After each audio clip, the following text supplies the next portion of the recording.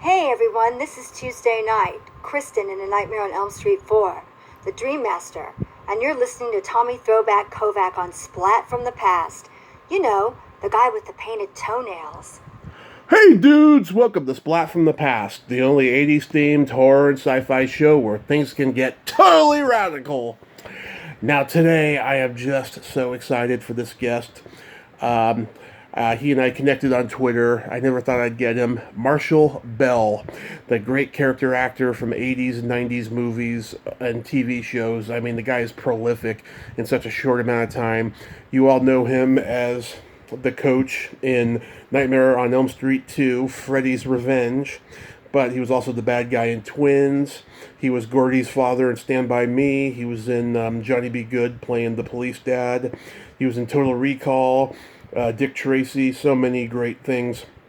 I'm having him on the show today to talk about all that stuff and talk about how he went from being a consultant who taught senior executives how to improve their speaking skills to being an actor. It's going to be great today as Christmas December winds down. Merry Christmas, all. So, yeah, here is my interview with Marshall Bell. Hello. Hey, Marshall, welcome to the show, sir. How are you today? I'm okay. I'm in good shape. Thanks for calling. My pleasure. This is such a great honor. Thank you for taking the time today. Right. Well, that's no problem. I just got back from my fitting, so I'm here. Awesome. So, going back in time, I was reading that you began working as a consultant who taught senior executives how to improve their speaking skills. Did you ever have any interest in acting before that? I did, actually. To be honest, I had started, I developed an interest actually in high school. Mm-hmm. I ended up in a play. I didn't do or anything, which was called Harvey, where I played Elwood Dowd. Nice. And it was in a small little school, and then it got quite a bit of, people came out to see it, and then they wanted us to put it on in town, and so that felt really good. Mm-hmm. And so that made me think, yeah, maybe I wanted to do that, and then I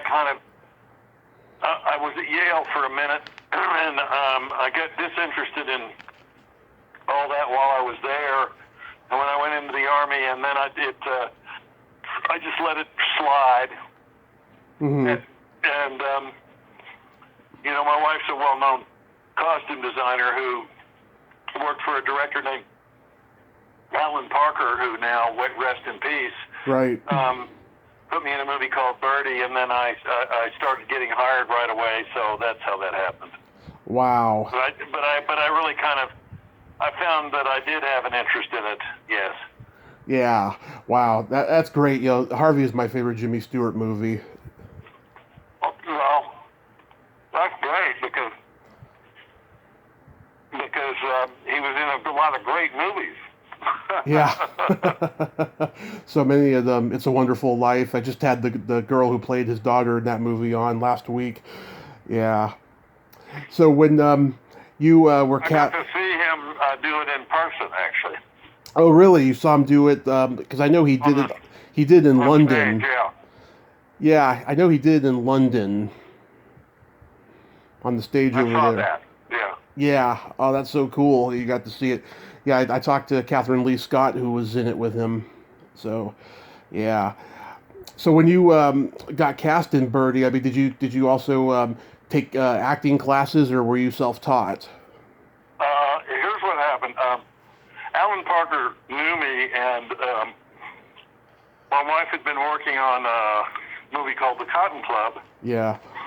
And one of the casting, the principal casting person that Francis Coppola used was around, named Fred Roos. Mm-hmm. And Alan Parker was at dinner one night saying he was having trouble casting this role in Birdie. And Fred said, well, what are you looking for? And Alan said, well, frankly, Fred, I'm looking for somebody kind of like Marshall, because he knew me from Milana and everything. You know, my wife's a 4-time Oscar winner, costume designer, so So he he said, that's a great idea. And so he called me up and asked me if I would do it, and I said, of course I'll do it. He said, well, you got to audition. And so being a consultant, I had friends, and I'd been long gone from Yale. I didn't graduate from there, but I didn't burn bridges. Yeah. And I had a friend that was a kind of a high-powered actual consultant, a serious consultant in New York City, and he had a place where I could go practice every day on tape. Mm-hmm. So I did it myself, and I learned it. And so when the audition came around, I was used to kind of the territory of being on tape and everything. And then, so then I did that, and then afterwards, yes, I took an acting class or two, but not too many. Mm-hmm. How was working with Alan Parker? Well, he's my mentor, and without him, I'm not here. So, yeah. Of course, I just have to say it was great because he kind of orchestrated every move I made, and that was if you're not somebody who knows what they're doing, that's a pretty helpful thing. Yeah. He made so many great movies. I think that he retired too soon. He could have had a few more in him. He was that good. Well, that was kind of his choice. He kind of got fed up, Mm-hmm. And then, unfortunately, I agree with you, but he got sick and died. So. Yeah, that was awful. Did you know then that Nick Cage would be Nick Cage today? Well, kind of. I have to admit, yes, kind of. I wasn't surprised. Yeah. I mean, I worked with a lot of those, and after I'd been around for about a year, I got a job on a movie called Johnny Be Good, and yeah. I worked with Robert Downey, and I knew that if life's circumstances didn't cut him off, that he would be the same. Yeah. he was always good in everything that he did, even before. That's right. Even before. Yeah, most talented guy. Yeah, even before they knew who he was. Yeah. Oh yeah. Very funny man too. Yeah, very funny. I recently talked to Linda Pfefferman about 7 Minutes in Heaven. Oh, you did? Yeah. That was produced by Fred Roos, this guy. Yeah. The guy who got me started. That Francis Coppola connection, with the Cotton Club and all. That's right. That's right. Yeah. How was Linda to work with? Can you hang on 1 second? Sure.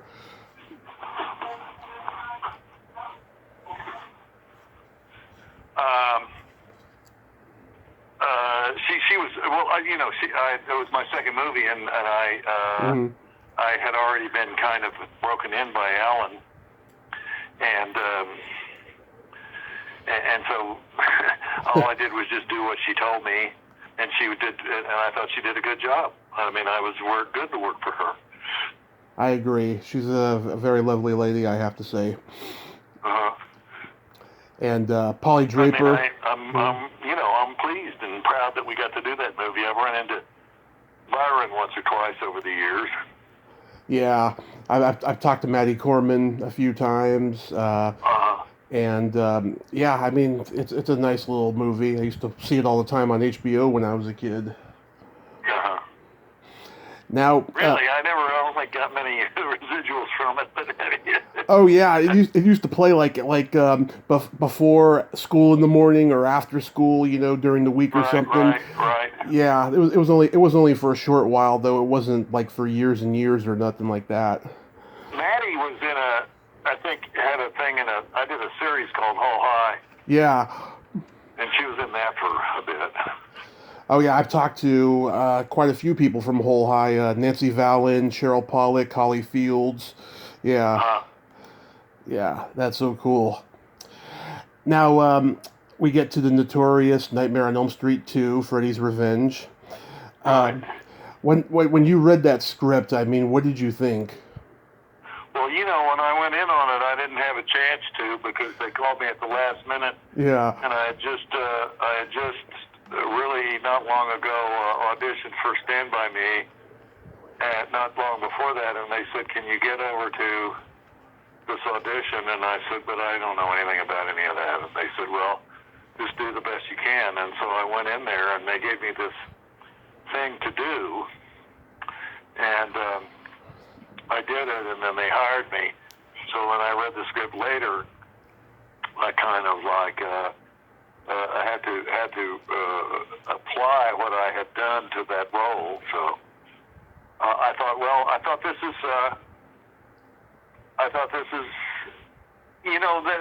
how the movie got. The history of the movie is quite different to how the movie got conceived. I have to tell you. Right. So the kind of the persona that the movie has is different from what we thought about going in. So. Yeah, I've talked to Jack and Mark about the movie, and we didn't really dig that deep, But I mean, did you personally see it as homoerotic in the overtones?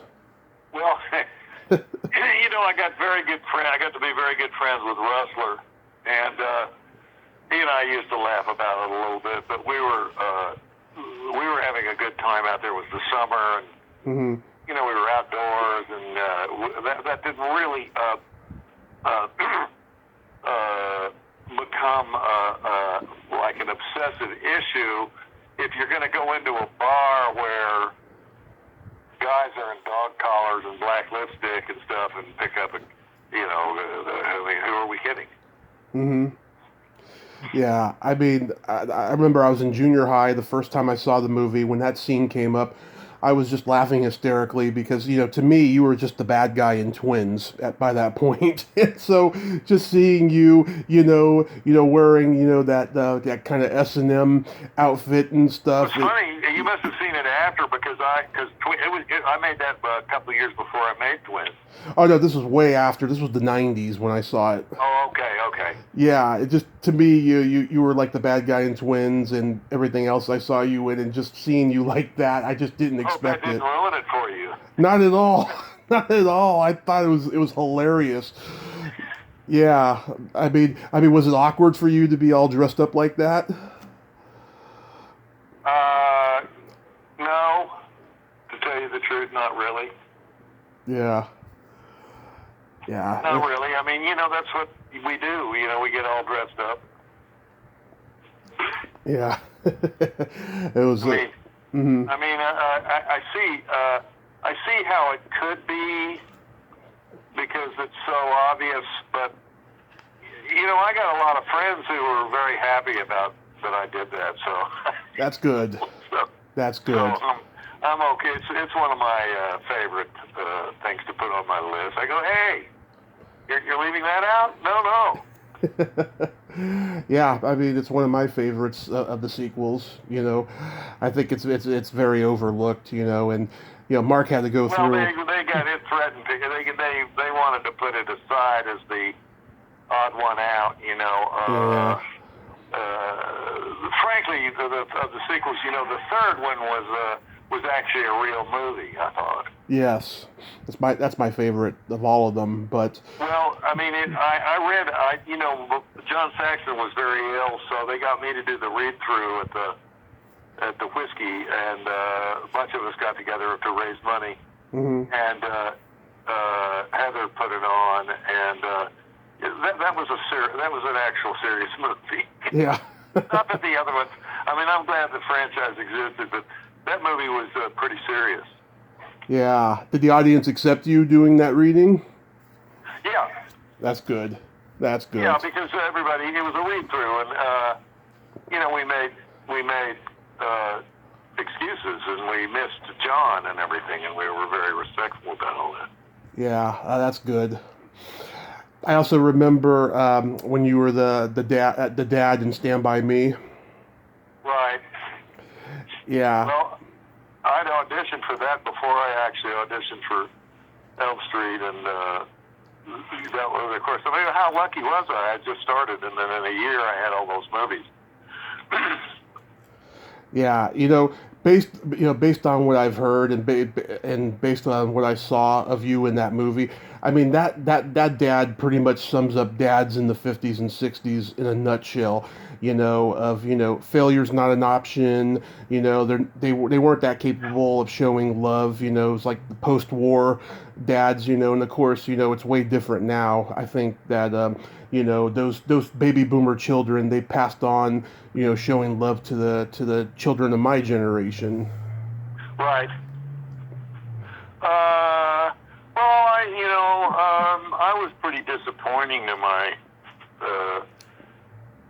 father and so forth, but I had a pretty good relationship with him, and he was actually 20s. That's when he grew up. So, or teens even, and they were much different those times. You could tell by the series that they made. So. Yeah, so you drew from that. I mean, it was well written. The writers are to this day friends of mine, but I just had the right words to say, and I knew.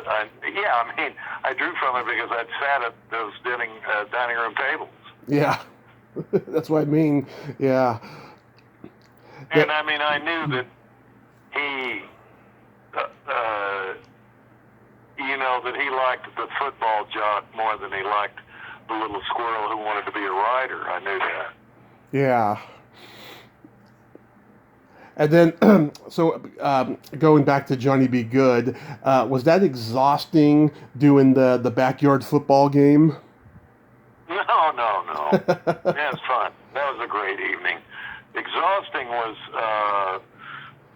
when I had to fly over, I flew on the red eye to get there in the morning to work all day, that was exhausting. Yeah, was it like an 8-hour night shoot? I mean, I shot a pilot here and then got on a plane to fly down to San Antonio and work all day long the next day, and that was rough. Yeah, I mean, it probably was tiring, but it wasn't tiring to do the scene, though. It was a lot of fun. Well, that was a fun. Yeah, listen, that was fun down there. Mm-hmm. Yeah. I mean, it was offbeat high school stuff. Everybody, it was fun. Mm-hmm. That was what it was about. Yeah. So, I mean, they'd have liked to have made an Animal House, if you get my drift. They just didn't quite get there, Yeah. Was there any partying that you know of on the set? I cannot and will not say. I was actually, to be honest with you, I've been sober a year, so nice. And of course I could always spot that, but I'm not. I mean, there are a lot of people who were there at that time who are very, very sober right now. Let's put it that way. That's good. And you usually don't. And the other thing is, you usually don't get sober unless you should get sober. Yes, I agree. I've been sober going on 6 years next month. Well, keep coming back. Yes, I'd never want to go back ever. I mean, do you do meetings and stuff like that yourself? I never had to do meetings. I got into a car wreck, and when that happens, that's a 13-step program right there. Yeah. You never want to touch it again after that. Oh, you wrecked while you were drinking, you mean? Well, yeah. I mean, I don't want to drink or do any of that stuff. Yeah, because Yeah, it was a pretty bad mess. Pretty bad. Right. Well, bless your heart. Are you okay? Yeah, I mean, I got pretty bad arthritis in my leg because I broke it in 7 places, and that's not good. Yeah, and I've put on weight, which is bad because I have a stent in my heart from having a heart attack during the process. But okay, I'm working on getting all that off. I lost 30 pounds this year. Now I got to keep going. So. Well, that's good. Yeah, so I'm very lucky, very blessed in that. It was pretty bad though. But yeah, so yeah, Twins was my earliest memory of you. Was that fun to do? Very. Well, I mean, please, well, I'd been around for a while, but here came, Arnold Schwarzenegger, and he was as hot as anybody ever around in those days, so that was a great opportunity. Yeah, did those chains really come down on you? Well, I mean, why do I want to ruin that scene for you? Put it this way, they did the chains, as it were, did once, and then, you mean, was there a stunt guy there? Yes, that's what I was getting at. Well, there was, and then there wasn't. Occasionally there was, and again, it was like Total Recall, and occasionally there wasn't. I think they put the stunt guy there because I wasn't a very good stunt guy. They didn't hurt. The chains were not made out of iron or anything. Mm-hmm. You don't want to tell me what they were made out of? It was like the Halloween ones you get? Better than that, but kind of like that, yeah. Yeah. And Maury Chaykin and those two brothers were hilarious. I love it when you shoot them in the legs. Yeah, they're good actors too. That big guy, they were all good actors on that. Yeah. They had Caruso. I mean, they had good actors all across the board. Oh yeah, Caruso was in the movie. Yeah. Yeah. You had a scene with him, right? Pardon? You had a scene with Caruso in the movie, right? Yes, I did in the parking booth. Yeah. Right. Yeah. Was he a good guy? And I had other stuff where I actually had a stunt where I kicked him over, and it scared everybody half to death because I shouldn't have. Oh. Did he get mad?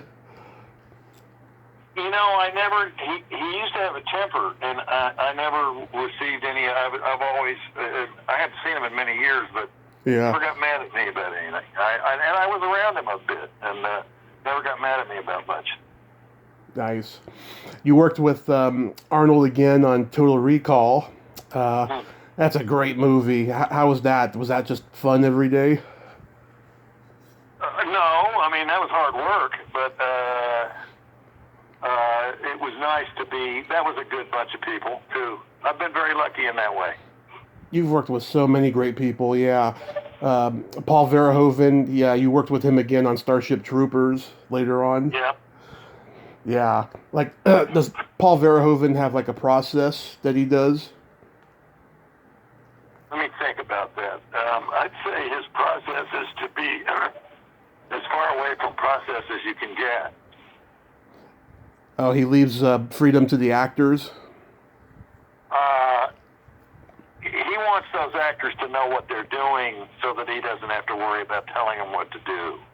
And he's more interested in their physical abilities than he is in their acting abilities because he picks them for their acting abilities ahead of time. So he doesn't want to have to worry about that.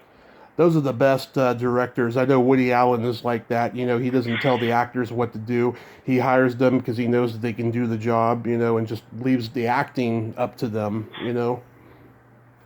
mean, I would ask Paul to, on purpose because he's Dutch, to give me line readings occasionally. Yeah.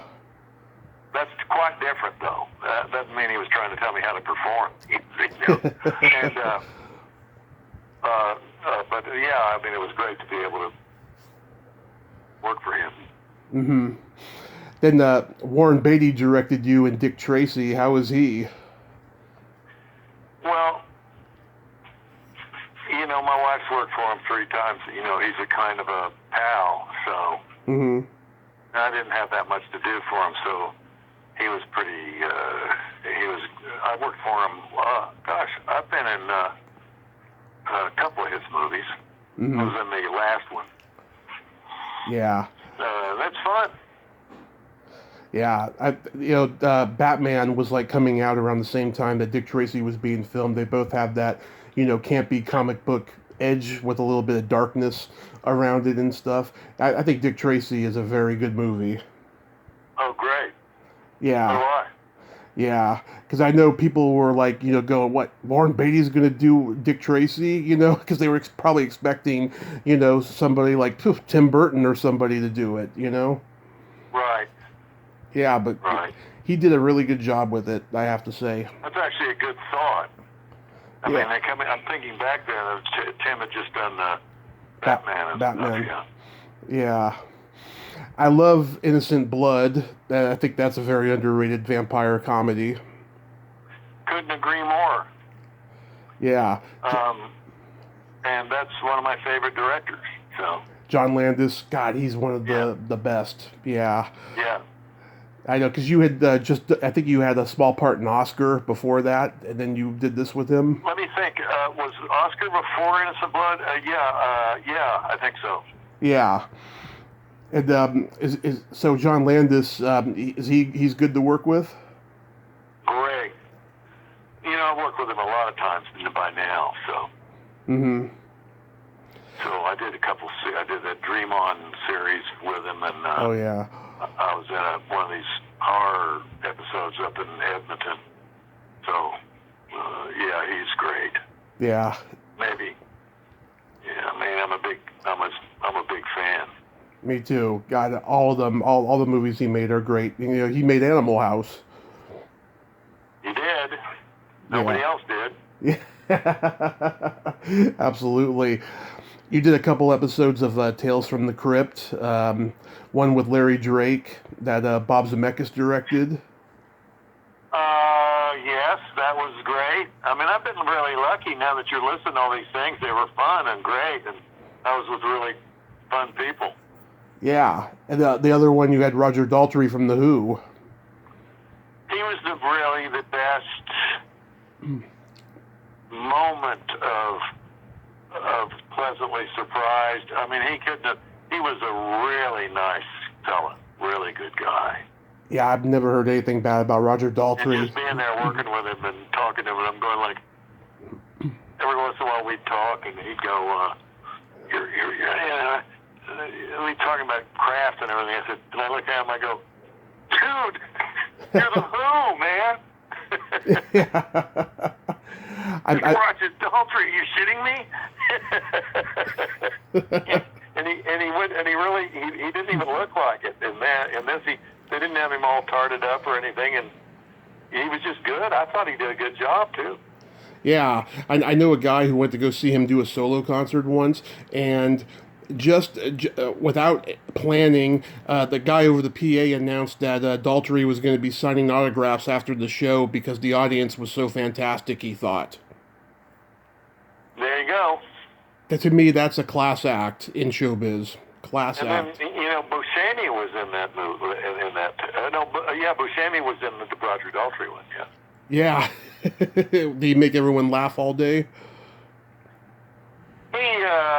No, because he was in misery because I told him they had to glue a lot of rubber on him, and I said, dude, I'll come visit you.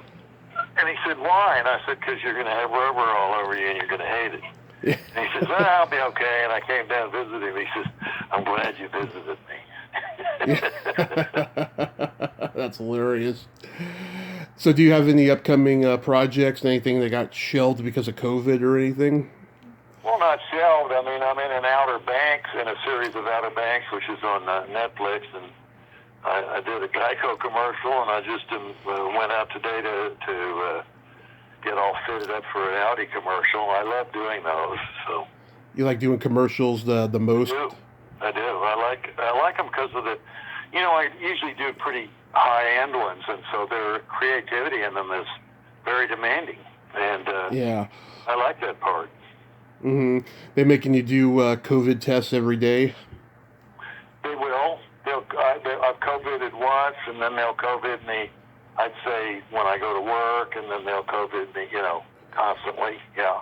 Yeah, they're just having you come in with a mask, and then the moment that they're ready to go, take the mask off, do your lines, and then put the mask back on and go? Let me think. That's kind of how it works, yeah. Yeah. Yeah. Yeah. I don't know how everyone's even able to function doing it. They're doing it. I mean, yeah. I'm really glad to do it. I did this Outer Banks. It's the Pate brothers, mm-hmm. for whom I worked when I did this series called G versus E, and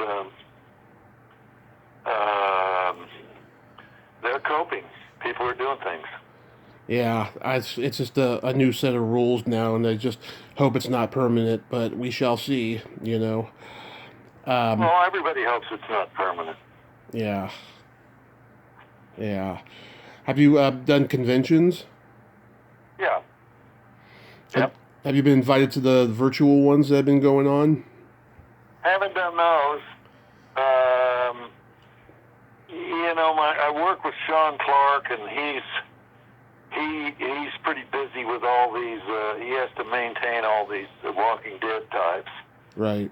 So, and it's fine with me because I like to do them because I kind of like to do them, but I wouldn't like to do them all the time. Yeah, they're exhausting. The good news about them is that the people are usually really, really nice, and I've never seen any. Hmm. I've never seen any trouble at any of them. Yeah, that's very rare for anyone to say that. I've heard people tell me that that they've seen craziness and trouble and stuff, but that's good that you haven't seen it at least or I experienced never it. have. I've been to a lot of them and seen crazy people, but I never saw, like really horrible behavior. No. That's good. That's good. Well, Marshall, I thank you so much for coming on. I hope you stay safe out there because we need such entertaining, talented people as yourself. And Well, thanks for that. Thanks for the interest. Thank you. my pleasure. Merry Christmas and have a Happy New Year. And don't take any of those tweets I do too seriously. I just have fun. Yeah, I don't take any of it seriously. Okay. Okay. Goodbye. Bye. Okay, bye bye. All right, thank you. Thank you. Sure, sure. Well, there you have it. Marshall Bell. Ain't he a cool dude? Oh, what a nice guy. And great stories there. I mean, that's a great story there of, never give up. And, it can happen later in life, if you just have faith. And he's a very lucky man. Well, that's all the time we have this week on Splat from the Past. Until next time, this is Tommy Throwback Kovac saying, there's no shame in living in the past because the present sucks. Later, dudes.